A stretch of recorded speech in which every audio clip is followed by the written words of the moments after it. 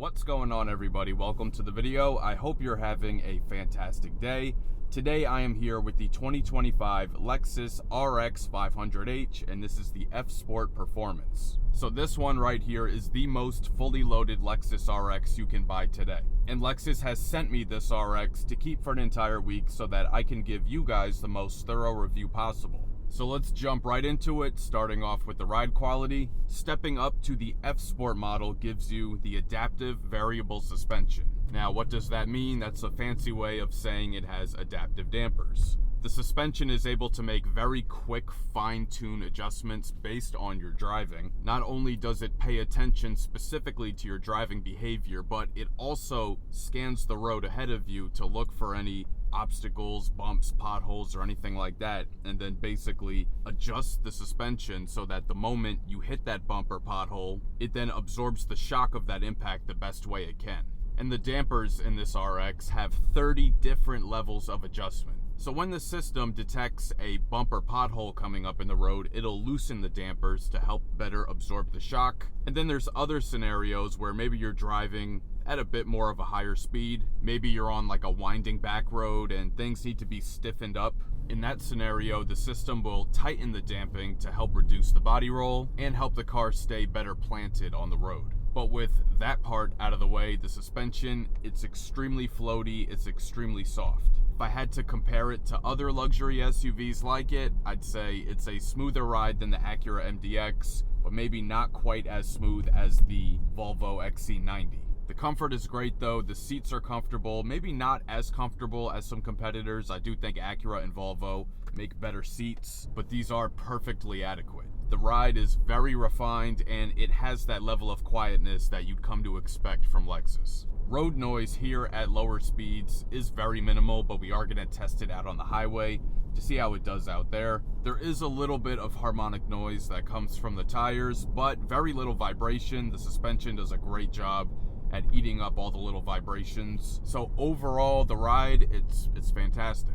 Next, let's talk fuel economy because this is a hybrid after all. This gets 27 in the city and 28 on the highway, which I would say is decent for a vehicle this size and the amount of power that it can put out. I've done mostly local driving over the past 5 days that I've had this, and as you can see, I'm only down to, I still have a little bit more than 3/4 of a tank, and I still have 312 miles of range, so I think that's pretty good. And Lexus and Toyota do make a fantastic hybrid system. But before we go any further, let's talk about the actual setup. So we have a 2.4 liter turbocharged 4-cylinder engine, and that is paired with an 80 kilowatt electric motor. Combined, they put out 366 horsepower and 406 pound-feet of torque. And together, that is paired with a 6-speed automatic transmission and direct 4 all-wheel drive.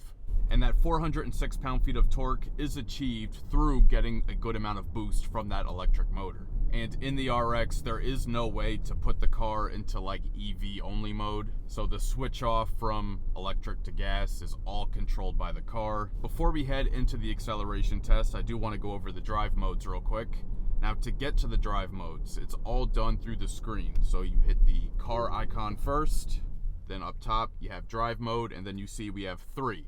Well, technically 4. We have normal, eco, sport, and then custom. And for the acceleration, I'm going to put it into sport because that is what I always do. And you can see the tachometer changes when you put it in sport. It pretty much takes up the entire gauge display right there. And it's showing redline to be right around 6,000 RPM. And this also has paddle shifters for that 6-speed automatic. 0 to 60 on this F Sport Performance is rated at 5.9 seconds, so just under 6. So let's see how it does. All right, so I have it in sport. I'm not gonna brake torque it or anything. We're just gonna come to a complete stop and see what happens. All right, complete stop, and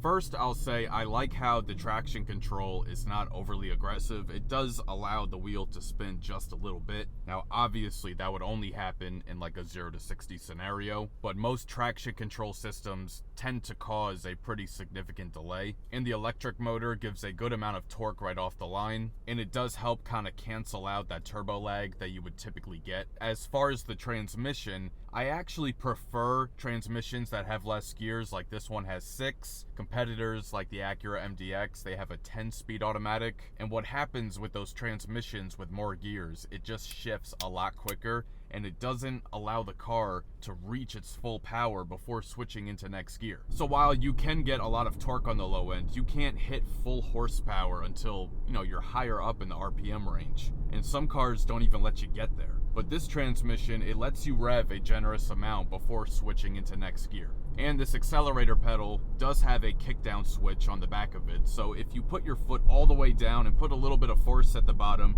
you can feel a little button click underneath. And what that does is it drops the transmission 1 gear. That way you can take off. But really that only works in a scenario where you're already in motion, because dropping a gear when you're already in first gear, that does nothing. But on the highway, if you put your foot down, you hit the button, it'll drop the gear immediately to give you room to rev up and build up some power to get past whoever it is you're trying to pass. Lexus and Toyota, they are pioneers in the hybrid game, and they make some of the best systems in the game. The transition between electric and gas, it's so seamless you really don't even notice it. When you're coming to a stop at a stoplight like this, it works very similar to a non-hybrid system that has an engine start-stop feature, but you don't get that jerk that you feel when the engine starts up, or the delay. When you have a system like that and you put your foot back on the accelerator, there's usually a delay and you can feel a little jerky motion from the engine starting up again. This is nothing like that. Like right now the engine's off, and as I start rolling and I put my foot down on the accelerator, it will start off in electric mode. And I think the reason it feels so seamless is because there's a bit of a crossover when it switches, where you start off in battery mode, and as you're accelerating, you feel the engine come on, but the battery waits until the engine is fully on before it switches and takes over. All right, so now we are out here on the highway.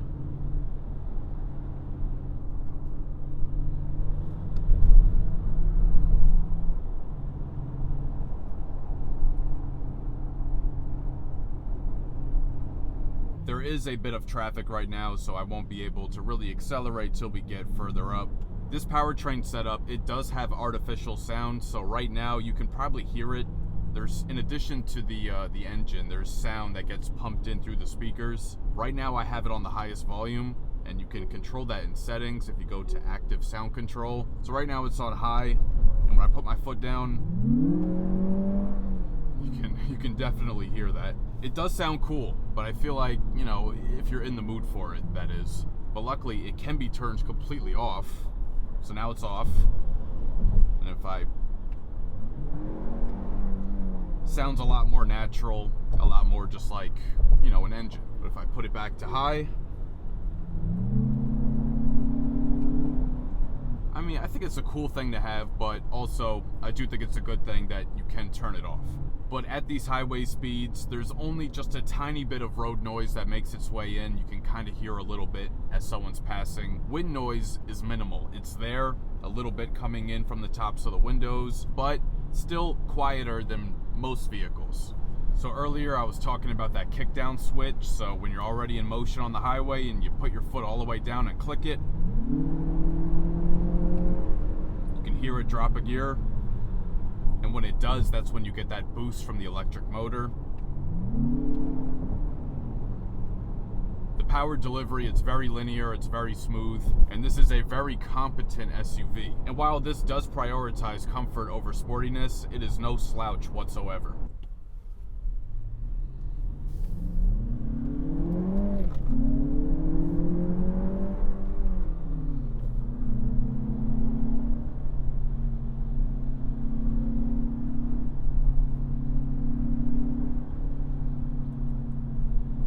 So if you're looking for that comfortable family SUV that you can still have some fun in, you can definitely have a little bit of fun in this. And that artificial pumped in noise, it's not for everyone, but me personally, I think it's cool. But like I said, you can turn it off. All right, so while we're out here, let's test out the adaptive cruise control system. Now, one of my biggest complaints about most systems that I try is the fact that they take turns too quickly without slowing down. But this adaptive cruise control system has a function within it called curve assist that is supposed to help with that. And I do have a turn coming up here that I'm especially interested to see how this does. All right, so to turn on adaptive cruise control, first we got to make sure lane keep assist is on. That's this button here, so that's already on.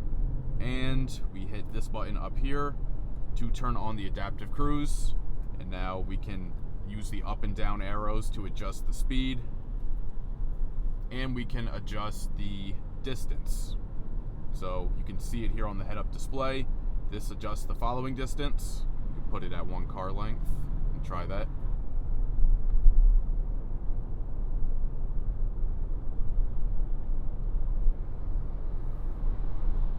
Okay, I have to sit now a little bit closer up because I have a camera on my face and the sensors are having a hard time kind of reading my eyes. I'm gonna slow down the speed just a little bit. Okay, so we're doing 52. We're coming up on this curve right here. Okay. All right. I got a little close there, but pretty good. Better than most of the systems that I try out. Let's see. Okay, I think I can see my face a bit better now. So supposedly the curve assist uses GPS, so I guess it has places mapped out where it automatically applies the brakes. Okay, and it does a good job with vehicles like this that just cut in. Does a good job at detecting that and braking, you know, in good time to avoid any kind of collision. Wow, man. So since I turned on the system, I have not applied pressure to the brake or to the accelerator once. I did drop the speed on that curve, maybe 2 miles an hour, just out of precaution, but it handled that, like I said, better than most vehicles that I test out. Now, similar to the Toyota system, this is a bit annoying when it comes to the warnings to put your hands on the wheel. It's kind of incessant, it's all the time. Kind of defeats the purpose, but at the same time, it's not meant to be like a fully autonomous system. It's supposed to be an assistive system. But in that regard, I think it does work pretty well. And while it is a little bit slow to accelerate, at least it doesn't do anything drastic, like completely just like floor it off the rip. I have had some vehicles do that before, and that's a bit unnerving and a bit unsafe. So I guess that's the only slight issue I have with this system, is just the acceleration. But other than that, I think it's a really solid cruise control system. This 2025 Lexus RX 500h F Sport Performance has a 21 speaker Mark Levinson audio system, so let's take a listen.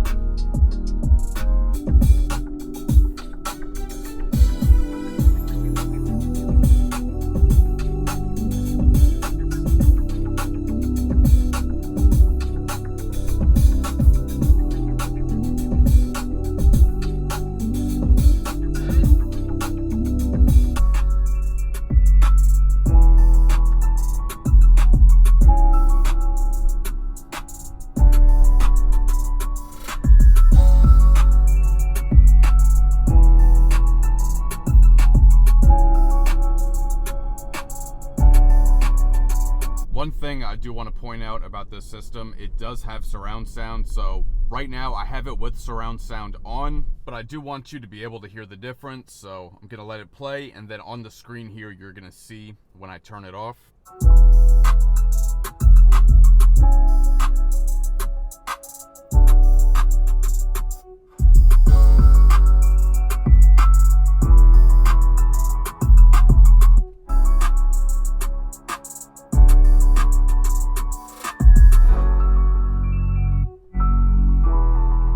So the main difference between surround sound on and surround sound off The stereo field becomes much wider when it's turned on, but I think it loses a little bit of its punch when the surround sound is turned on. It doesn't sound bad, but to me, I'm just not a huge fan overall of surround sound systems. I prefer to listen to music just in its pure form. So regarding the system in its pure form, the way it is, I have all the levels, set at +0, so it's even. Basically, the way it comes stock, it is a little bit bass heavy, but not like super overbearing. But at higher volumes, the bass does become a little bit compressed, but the overall quality of the sound is very good.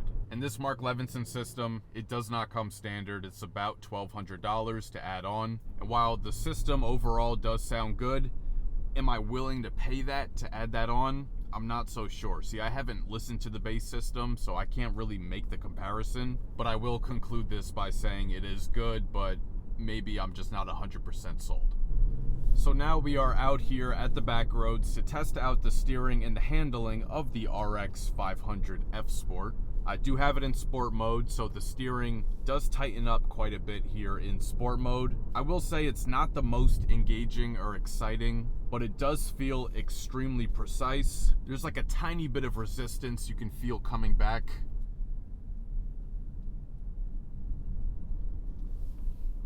That's really the main difference between having it in sport or, not in sport.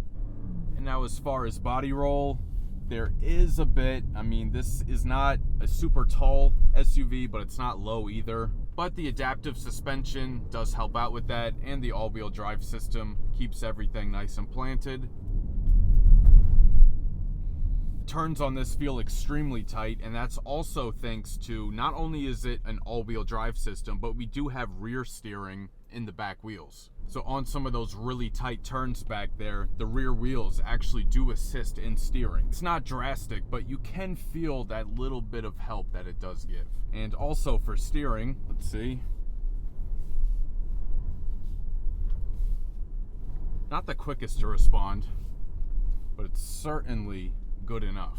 At the end of the day, the Lexus RX, like I said, it prioritizes comfort over sport. So you're not going to get the sportiest steering or the sportiest handling, but it is good for what it is. So the MSRP of this 2025 Lexus RX 500h F Sport Performance with all its options is $74,000. A big thank you to Lexus for sending out this RX for me to keep for an entire week so that I can give you guys the most thorough review possible. Please let me know your thoughts on the RX down in the comments. If you enjoyed this video, please share with a friend and subscribe. It'll really help the channel grow. Hit the notification bell so you don't miss any new videos, and be sure to follow @Optical Automotive on TikTok and Instagram, and check out the page on Facebook.